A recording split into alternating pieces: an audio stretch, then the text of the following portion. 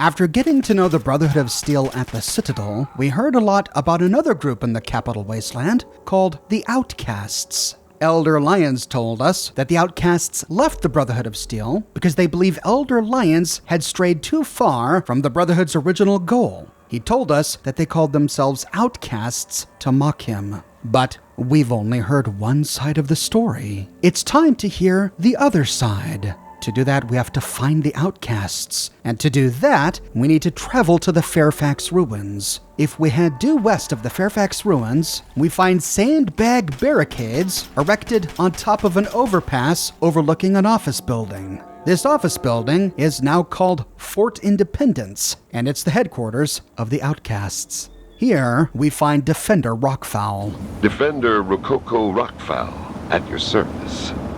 Might want to watch your head around here, miss. Rococo Rockfowl? How did you end up with a name like that? Pop had an encyclopedia. He was real proud of it. Encyclopedia Atomica, Volume 8, Radiology to Saskatchewan. I must have read it about 1,000 times. I wonder if they ever wrote a sequel.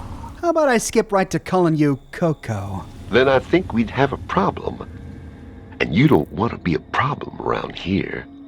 Protector Casdin, he says I got a real knack for solving problems. Good to meet you, Rock. I hope you're on my side. Don't shoot at me or my friends.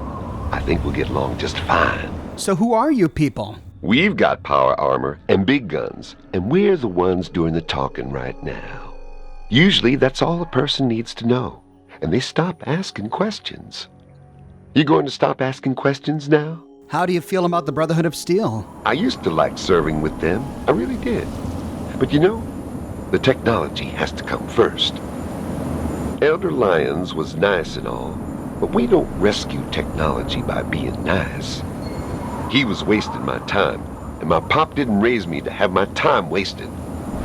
So when Casdin left to continue the mission, I followed. Can I join your group? Nope. Sorry. Protector Casdin says the locals around here are barely smarter than the mole rats. But Morgan said we might have some work for an outsider. Talk with her if you're really interested. Goodbye. Bye. So we can't join the Outcasts. But they may have some work for us. He pointed us towards someone named Morgan. We don't find her here, but if we head under the overpass... Keep your head down, idiot! Raider incoming! 2 raiders approach from the east. Hey!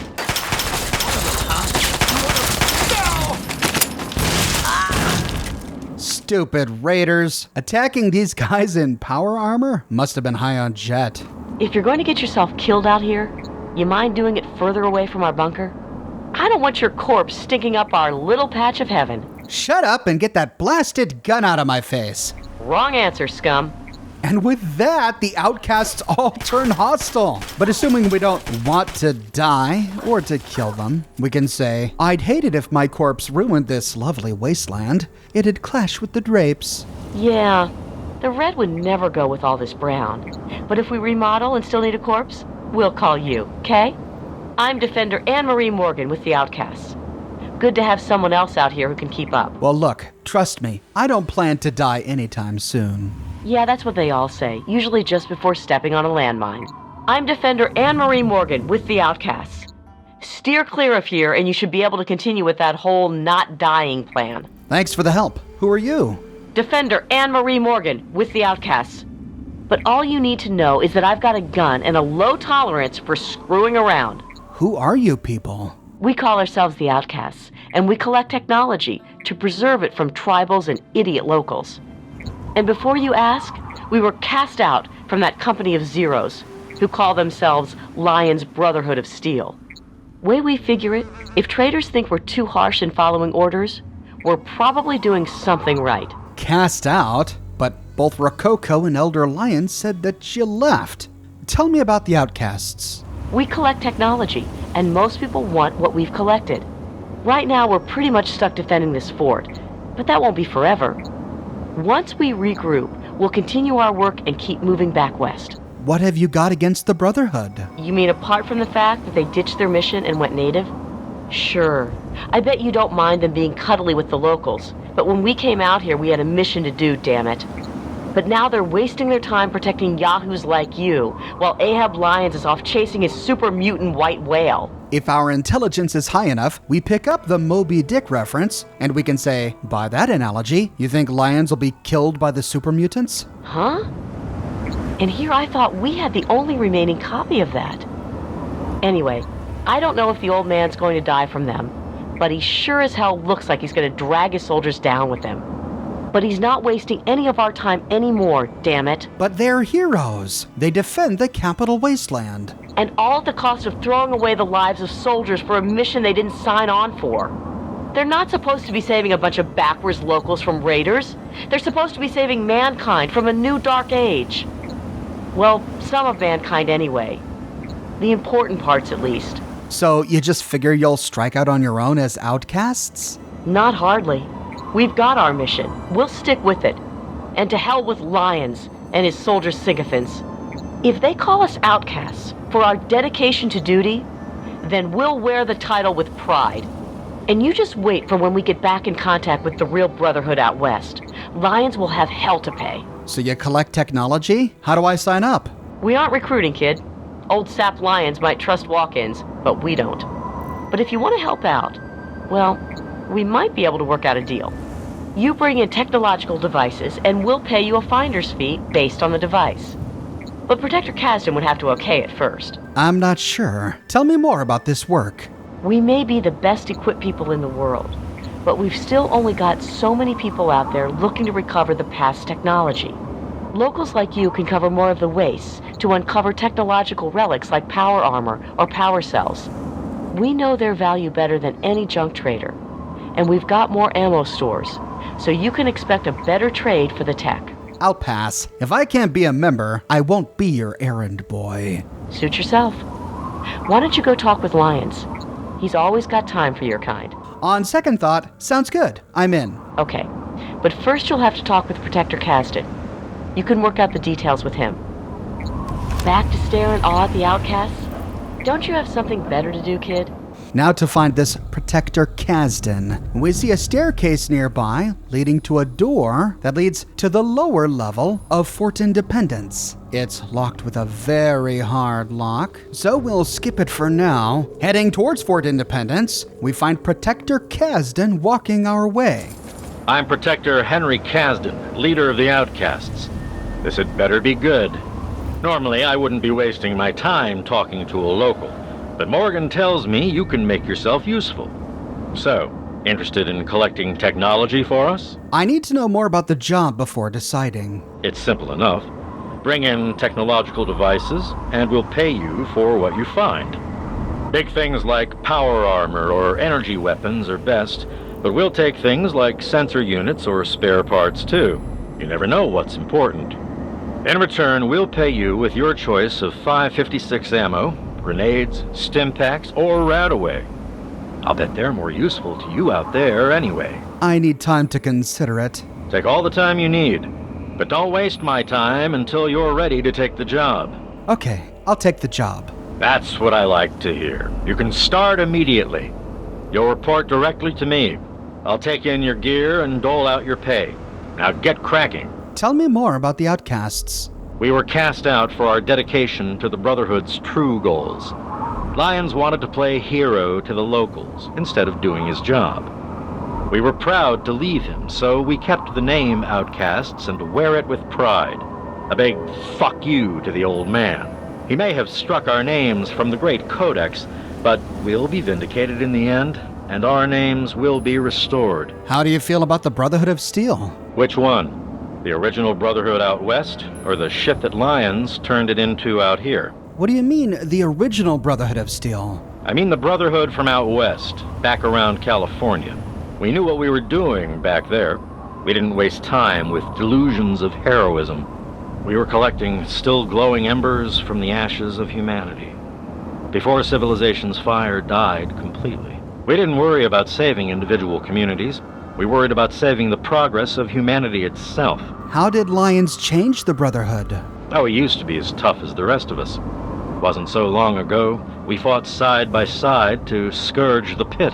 But somewhere he went soft. stopped looking at the big picture and started trying to save every tribal and illiterate community he found. When he had us helping those savages instead of recovering tech that could help us all, that's when we objected and became outcasts. So, what's your long-term plan for dealing with the Brotherhood? The Brotherhood came out here to recover technology from the eastern cities and bases. If Lyons won't do it, then we will. And when we resume contact with the Western Elders, Lyons is going to be put in his place. Even if that place is in front of a firing squad. What kind of technology are you looking for? Power armor, energy weapons, and all sorts of advanced technology. Even some junk like sensor units or spare parts can be useful. Some of it goes into the archives, some of it gets used to repair our own gear. Either way, it's better in our hands than lying around out there. With that, we begin the unmarked and repeatable quest, the Outcast Collection Agent. Each item of technology we hand in to Protector Casdin is worth a certain number of invisible points. Once we reach 50 points, we become friends with the Outcasts. We can never join their ranks, but Outcast patrols will treat us better, and they won't fire upon us if we explore Fort Independence. If it isn't our local scavenger for hire, what have you found for us today? I've got some technology to turn in. Let's see what you've got. You'll like this. It's an alien blaster. Seriously. What in the world? Yes, I think the boys down in the lab would be very interested in this. You did right to bring this to us. Now, what would you like in return for this amazing find? I'll take the 5.56 ammo. Here you go. Try not to use it all in one place unless you have to. The alien blaster is worth the most invisible points, 10. But of course, it's not really worth the trade, considering it's a one-of-a-kind weapon. Here, I found an alien power cell. Interesting. Very interesting. This definitely bears some study. Now, how would you like your payment? I'll take frag grenades. Always a popular choice, these. Enjoy. And we can only trade alien power cells to him in stacks of 12. 12 alien power cells is worth 7 invisible points. Here's some power armor I picked up from the Enclave. Well, I'll be damned. The Advanced Power Armor Mark II. This is superb. Absolutely superb.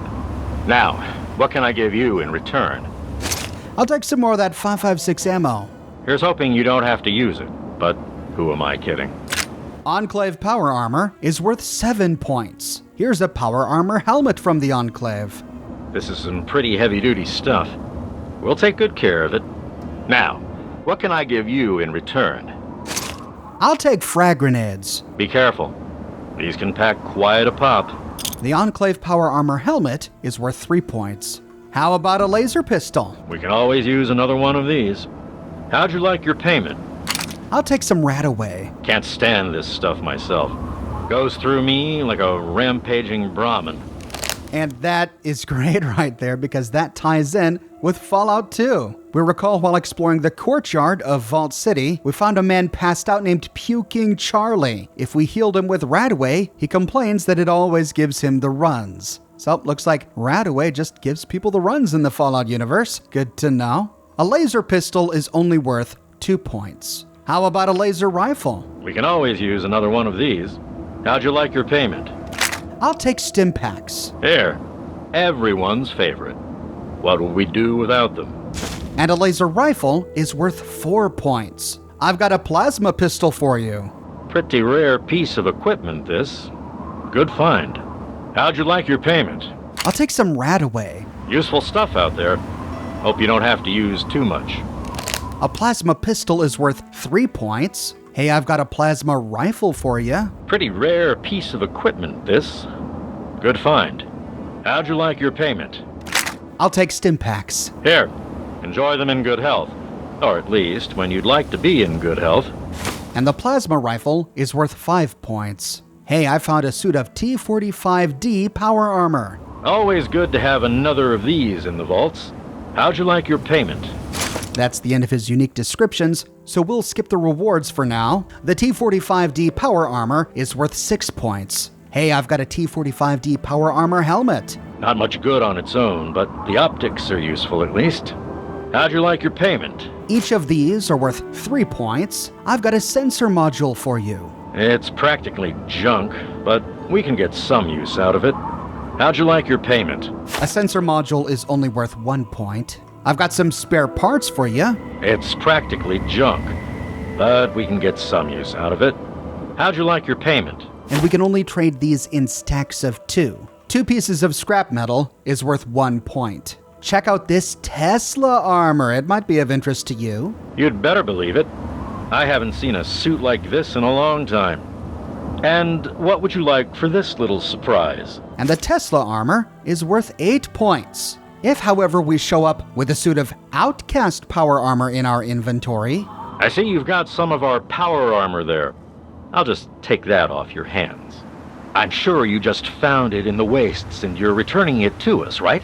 Because you'd have to be a real moron to try to turn it in for pay. Now, let's see what else you've got. He confiscates it without paying us. Once we reach 50 points, we find an option to say, "So, are we good? You trust me enough now?" You've definitely proven your worth. I'll make sure to tell our people on patrol that you're a friend of the Outcasts. With that, the Outcasts are nicer to us, and we can explore Fort Independence unmolested. Also, from here on out, he won't confiscate any more Outcast power armor he finds on our inventory. The problem is that the front door to Fort Independence is locked with a hard lock, and it's red.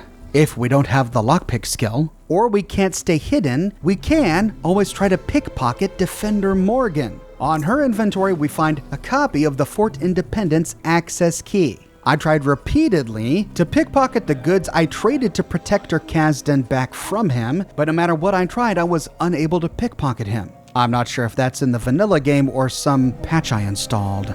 We can use the key we pickpocketed from Morgan to either open the door down that staircase to the lower level or to open the front door to Fort Independence. We arrive in a ruined hallway. There's a staircase off to the right, a door in front of us, and a path to the west. We'll head west first. Opening the door leads to a large ruined room. There's a staircase leading down here, but we'll come back to explore this in a bit. Moving east, we find a desk and a few shelves. In a cubicle next to this, we find a beautiful Nuka-Cola clock on a wall above a desk. And around a corner to the west are more ruined cubicles. Here we find one skeleton. But that's it for this end. To continue, we can open a door to the east. This leads to a hallway. We see a staircase leading up to the second floor and a room to the south. This is a large office space with many of the desks intact. The Outcasts use it as a mess hall. We find tables laid out with cafeteria trays and glasses. There's a small kitchen in the northeastern corner. In a crate on the ground, we find one Nuka-Cola and a bunch of boxed foods in the refrigerator.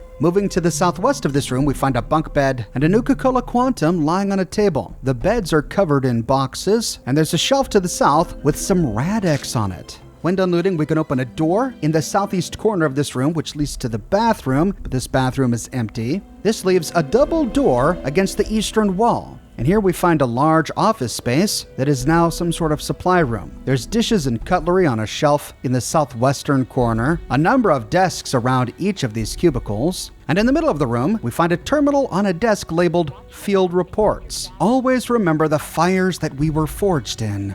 Those who forget are lost. In the first one, Data Log Protector Casdin. 0700 hours, Surface Patrol, Fairfax. Here we can transfer the audio log to our Pip-Boy. Listening to it in our Pip-Boy. We've secured the building and are currently implementing our orders for the occupation of Fairfax.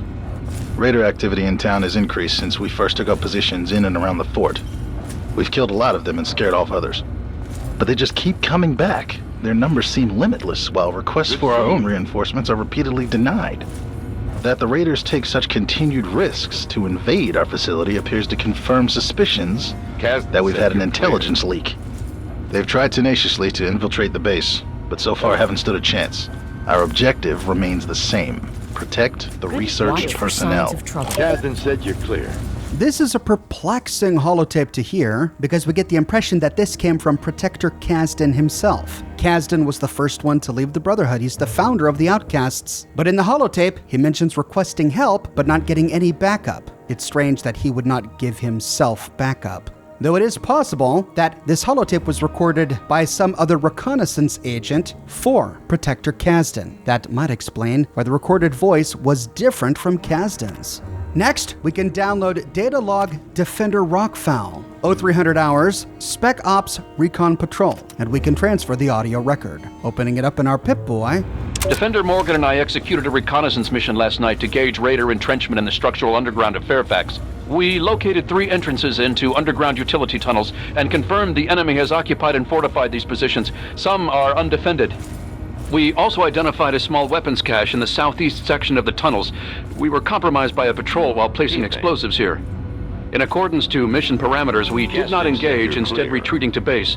Raiders will be likely to attach more patrols to that area now. Another perplexing holotape message, presumably from Defender Rockfowl, yet the voice was clearly not his. So my bet is that these are reports from agents in the field to Casdin and to Rockfowl. Sounds like the Outcasts here are really struggling with the Raiders at nearby Fairfax ruins. On the ground next to the terminal is an easy locked box safe, and then we can loot minor scrap on a shelf to the east. There's another terminal on a desk in the northeastern cubicle, but it's broken. Moving around to the other side of the cubicles, we find more desks, shelves, boxes, containers, and a lot of loot. Of note, there's another easy locked box safe in the northwestern cubicle. Now there is a staircase leading up to a second level, but before we go up there, let's finish exploring the first. Heading all the way back to the hallway where we first entered, we could open the door directly across from the entrance. Here we just find a supply closet. Lots of boxes, scrap, and a couple of first aid kits on the walls. Let's save going downstairs for last. We'll continue by heading upstairs. On the second floor, we see a hallway down to the north and a door to the northeast opening up to a level overlooking the terminals we just explored. All we find up here are a couple of lockers. The one door here leads back out to the hallway where we just were, and we find a doorway to the west leading to that staircase going back down to the cafeteria and a hallway wrapping around. So that's it for the top floor. Looks like all we have left to do is to head down to the basement. On our way, we find a Nuka-Cola machine with Nuka-Cola inside, and then we can open the door to the lower level. I think it's funny that Star Paladin Cross and the Outcasts don't fire upon each other. Perhaps that's just because she's a companion right now. At the bottom of the staircase, we find a couple of containers and a desk. Inside the desk is the Fort Independence terminal access password. Inspecting in our inventory, we see the password is NWAZERB. No idea. But we can use the password to activate the wall terminal. Fort Independence lower access door terminal, and the first one, identity verification. We read scanner missing, security overridden. We can then begin decontamination. That says antibacterial spray depleted. Finally, we can use the password to open the door. We arrive at the top of a staircase. Taking it down, we find a second level here. Opening the door to the west, we find a supply closet with a lot of machinery, some bookshelves filled with scrap, and then a hallway to the south leading to more shelves filled with more scrap and boxes. There's a desk here with a terminal, but the terminal is broken. So after looting caps from a footlocker on the desk, we can head back to the staircase and take it all the way down to the bottom floor. This brings us to a doorway leading south. Heading through the door, we find a staircase leading down and a staircase leading up. Going up for now, we arrive on a platform overlooking 2 rooms below. One room has a bunch of terminals, the other room has a bunch of lab equipment. In the middle of these 2 rooms is a small walk path with a turret control system terminal. So if we ever wanted to just murder these guys, we could sneak in here and activate this terminal. Against the southern wall of this top level is a doorway leading to a staircase that turns right. At the end of the path is a staircase leading down and another staircase leading up.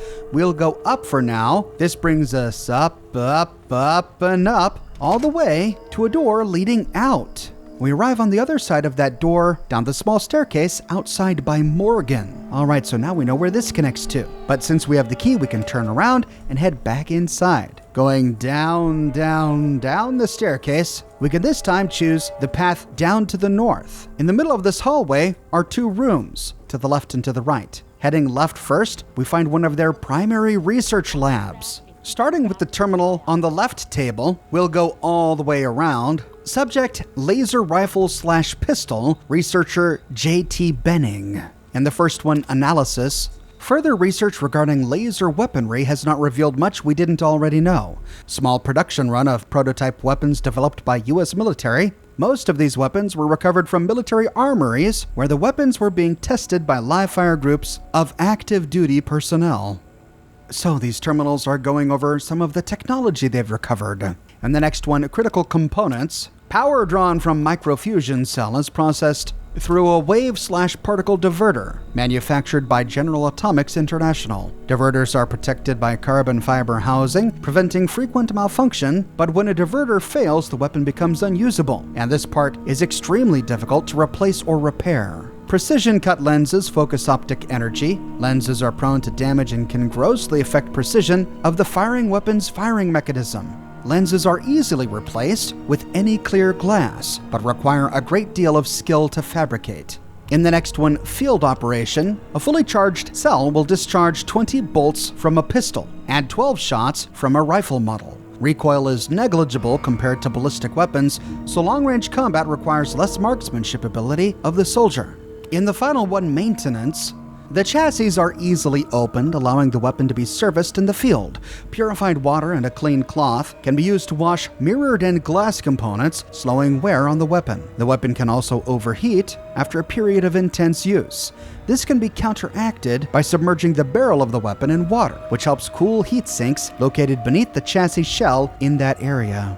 With that, the terminal entry contents is added to our Pip-Boy as a note, so that we can refer to it at any time in the future at our leisure. In the next one, research log plasma rifle. Researcher R.R. Rasting. Analysis: the plasma rifle, like the laser rifle, uses a microfusion cell as its power supply. It taps into the cell, essentially a small fusion reactor, to produce a toroid of plasma that is ejected down a superconductor barrel. A typical microfusion cell can supply a rifle with around 8 shots. Further research needs to be done to determine exactly how the plasma retains its density while traveling through the air towards its target. So, still a lot of questions about plasma weapons. In the next one, research log minigun, researcher H.P. Smith. Analysis: why am I researching such old technology? Practice, practice, practice, blah, blah, blah. Anyway, the minigun uses a much smaller round than most of the rifles found throughout the wastes. However, the rate of fire of the minigun makes up for the small 5mm round, sending a hail of bullets towards its target. Its sheer size, coupled with its trademark sound, is enough to send anyone in its path running for cover. It's a great weapon for suppressing fire, letting others flank the unsuspecting enemy. A typical cartridge holds around 100 rounds. I've been here before. I doubt that, Star Paladin Cross, unless there's something you want to tell the Brotherhood about. Moving west, we find the next terminal on a table by itself. This includes Research Log Missile Launcher. Researcher J.J. Brown. Analysis: after several attempts to modify the missile launcher to increase its accuracy, I conclude it cannot be done. In fact, this is the third one I've broken in the past month. I will pass the task on to L.J. Rogers, who seems confident enough it can be modified and that I merely overlooked obvious miscalculations. Technically, the missile launcher I've recently worked on is not broken. It just does not function properly. I have since locked it up in weapons storage. Looks like we'll have to keep our eyes open for weapons storage. Turning to the other side of the terminal bank, we find a broken one and then one we can use. This includes Research Log Enclave Armor. Researcher T.T. Bowser. Analysis: after several radiation experiments, I can safely conclude that the Enclave Armor is more radiation resistant than power armor, although not by much. Regardless, more research and tests are needed to determine exactly what makes it more resistant. And in the final one, Research Log Pulse Grenade. Researcher L.J. Rogers. Analysis: the pulse grenade is the most effective weapon against robotics. Upon detonation, an intense electromagnetic pulse is emitted, severely crippling any robotics within explosion radius. They are extremely handy against the many robots and turrets found throughout the Capital Wasteland. When done, we can turn south, where we find a hard locked door. We will find a key to this door later, but if we pick it, we find their weapons stash room. There's a minigun lying on a table in the middle of the room, some boxes of ammunition, and the missile launcher we read about on a table behind us, 2 more ammo boxes on a table to the south, and a shelf filled with all sorts of goodies: mini nukes, plasma and laser rifles, first aid kits, and more ammo boxes. The missile launcher in this room is actually a unique missile launcher called Miss Launcher. As we read about in the terminal, it is a faulty unit, but that doesn't make it weaker. It's unlike any other missile launcher in the game. Instead of propelling the missile forward, it lobs the missile in an arc, like a grenade. The missile then bounces a bit and explodes. The area of effect damage of this weapon is 200 compared to a missile launcher's 150. That brings the DPS of this weapon up to 347.4 compared to a missile launcher's 268.4. And this increases its damage per action point, 4 compared to a missile launcher's 3.1. It can be a bit unwieldy, but if used correctly, it's an amazing weapon for taking out groups of raiders. Heading out of this room and crossing the hall, we can open the door on the other side of it. This leads to that lab we saw from the platform above. There are just an absolute ton of boxes on these shelves. Only some of them have anything good. A couple of first aid kits and a stim pack lying out. Moving to the eastern end of this room, we can loot a locker, a first aid box, and a bottle cap mine on a nearby workbench, directly beneath another first aid kit. But that's it for their medical lab. So returning to the hallway and heading north, this leads to the Outcasts' bunk room. Looks like they sleep in shifts. We find a few containers, footlockers mostly, and a couple of vacuum tubes. And if we pick the easy-locked footlocker at the base of the northwestern bunk beds, we find the Fort Independence storage key. This would have unlocked the door to the storage room, but instead I went and picked it. Heading back out to the hallway, we can take the staircase upstairs, and we see that it wraps around back to that level overlooking both of these rooms. So that's it for Fort Independence. And that's it for the Outcasts in the Capital Wasteland. Now remember, we met the Outcasts during the Operation Anchorage DLC. I covered their story in a video dedicated to that DLC that you can watch here. We get to learn a little bit more about their culture, but there are a few things that stand out to me. First, Elder Lyons made it clear that Casdin and the Outcasts left. They chose to leave. That doesn't give us the impression that they were cast out. Some of the members of the Outcasts corroborated that story, but others said that they were kicked out and that they were called Outcasts by Lyons. They simply adopted the name to taunt him. And we really don't know who's telling the truth here. Maybe it was a mutual decision. Lyons wanted them to go, and they wanted to go. What also stands out to me is, for all their talk about adhering to the Brotherhood's original mission, they haven't really found a lot of technology. I mean, not compared with the Brotherhood of Steel. We recall while exploring the Citadel, we found a terminal that talked about many of the same weapons that the Outcasts were talking about. But Elder Lyons has Liberty Prime and has been investing in other technologies like Project Purity. Despite being so focused on technology, so much so that they felt it necessary to splinter from the Brotherhood of Steel, they're not getting more technology than the Brotherhood of Steel. To be fair, they did find the Operation Anchorage simulation, but even all the gear we found there pales compared to Liberty Prime. But those are my thoughts. What are your thoughts about the Brotherhood Outcasts? Do you wish that you could have joined their faction in your gameplay? Did you complete the unmarked quest and get all 50 points from Casdin? Let me know your thoughts in the comments section below. I publish many videos each and every week on my channel, so if you don't want to miss my next one, be sure to subscribe and to click that bell notification button. If you have and you still feel like you're missing out on YouTube notifications, consider following me on Twitter at Oxhorn. I update Twitter manually with each piece of content that I publish. I have a shirt shop with completely unique designs that you can't find anywhere else. My designs come on shirts in a variety of men's, women's, and children's sizes and in a wide array of colors. You can find them on other products as well, like smartphone cases, pillows, posters, stickers, mugs, prints, etc. So if interested, you can find a link to my shop in the description below, or you can click here. If you like what I do and you want to support me in a more personal way, consider becoming a patron on Patreon or a member here on YouTube. But more than anything, I'm just so glad you're here watching this video with me today. Thank you so much for watching, and I'll see you soon with more brand new videos.